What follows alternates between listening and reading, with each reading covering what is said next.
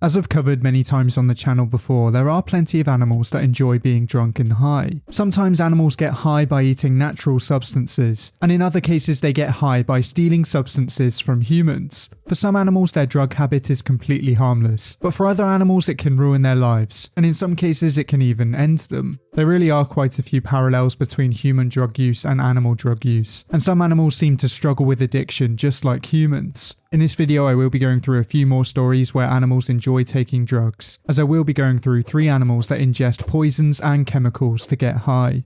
And for our first story we will be heading to a small island off the coast of Panama, as our first creature is the Pygmy 3-toed sloth. There are 6 species of sloth alive today, and these animals are usually split into 2 groups, the 3-toed sloths and the 2-toed sloths. Today these creatures are known for being laid back and slow, but in one point in history sloths were a lot larger. Ground sloths started appearing around 35 million years ago, and the largest of these creatures could be 3 meters long, and they could weigh almost a ton. These creatures were very different to the sloths that we know today, and all we have to remember them by are fossils. The sloth we will be focusing on today is the smallest of the 3-toed sloths, and it is also one of the rarest sloths. They were only recognised as a distinct species in 2001, and they are only found over a few islands. This species is a perfect example of insular dwarfism, as these sloths were once the same size as the regular 3-toed sloths, but as they've been restricted to these islands for so long, they are adapted to eating less food, and therefore they have evolved to have a reduced body size. Their head and body length averages out at around 50 centimeters, and they only weigh around 3 kilograms. Unfortunately, they are currently listed as critically endangered, as there are thought to be less than 100 left in the wild. As you can imagine, if you were a Pygmy 3-toed sloth and you heard this news, it might be quite depressing. You could argue that this might be one of the reasons why these mammals have turned to drugs, but in reality the drug is part of their natural diet. Pygmy 3-toed sloths are found in areas of red mangroves, and the mangrove leaves make up the majority of their diet. Some of these mangrove leaves are known to contain alkaloids with narcotic properties, and it's been suggested that these alkaloids can produce a Valium-like high. We humans would not be able to digest these leaves, and therefore we would be overwhelmed by the toxins. But famously, sloths have a very slow metabolism, and a very slow digestive rate. This means that their bodies aren't overwhelmed by the toxins, and have proven to be able to ingest this drug safely. It's unknown if these sloths actually get high from this substance, or if their body has learnt to negate it. Because of the sloth's behaviour, it would be impossible to tell, but this species of sloth may be the only sloth that not only looks high, but actually is high.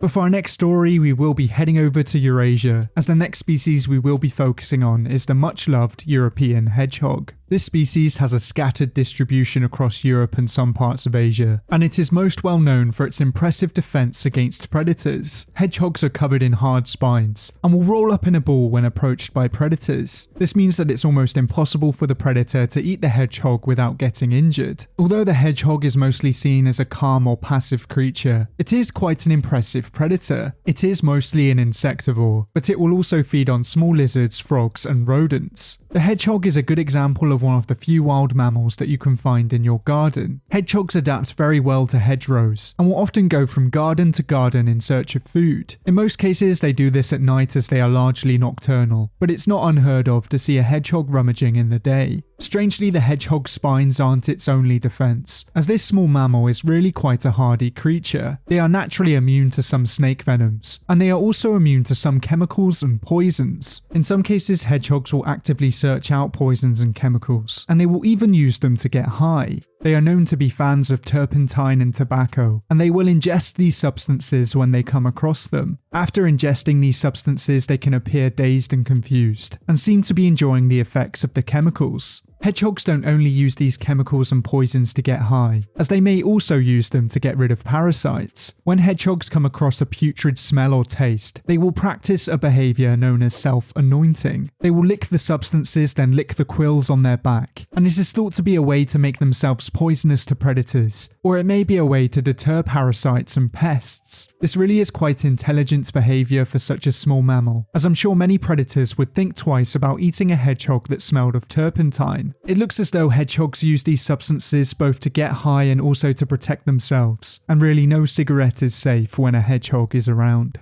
For our final story, we will be heading over to Australia, and for once we will be focusing on a domesticated animal. Dogs really are man's best friend, and this is especially the case in Australia. There are thought to be around 6.3 million dogs in Australia, and around 61% of pets in Australia are dogs. Before we go any further, I'd like to address some comments I see under videos like these, where people have been telling stories about giving drugs to their pets. Unless it is medication, this really is quite irresponsible behaviour, as certain animals react to drugs very differently to us humans. It not only affects their mental well-being, but it can also cause them physical harm, and it's really not something you should be bragging about. Luckily, this is not what's happening in this video, as some dogs in Australia are finding substances all on their own. They don't find substances in a glass or in a joint, but they instead find it on a toad. As I've covered countless times on this channel before, the cane toad is a massive problem in Australia. It's one of the world's most famous invasive species, and since their introduction in 1935, they have been responsible for millions of predator deaths. Today, their population in Australia is thought to be around 200 million, and at this point there's almost no stopping them. They are expanding at around 50 kilometers each year, and they have completely decimated native predator populations. The cane toad is a toxic species, and when predators ingest its toxin, in most cases this proves to be fatal. In the cane toad's native range across Central and South America, many predators have evolved to be immune to its toxin. In Australia, this is definitely not the case, and this is why so many predators in Australia fall victim to it. Luckily, in recent years, some native predators have learned how to deal with these cane toads without ingesting their toxins. This could mean that there's hope for certain species in the future, and hopefully in time there will be a better way to deal with this disaster. Unfortunately, if a domesticated dog were to eat a cane toad, in most cases if it doesn't receive treatment, it will die. This is why Australian pet owners have to be extra careful. But just like the native predators, some Australian dogs have learnt how to deal with these toads. Some dogs in Australia don't bite and eat these toads, but instead they just peacefully lick them. This means that they only get a minuscule amount of the toxin, and this is said to have a hallucinogenic effect. It has this same effect with humans, and the dogs that lick these toads are almost certainly high. There are quite a few examples of this happening across Australia, and I'll link a video with one example down in the description. Luckily, if treated, this doesn't cause too much of a negative effect on the dog's health, and they really seem to be having a good time. So as long as your dog doesn't eat these toads, it should be okay, but these amphibians really shouldn't be in Australia in the first place.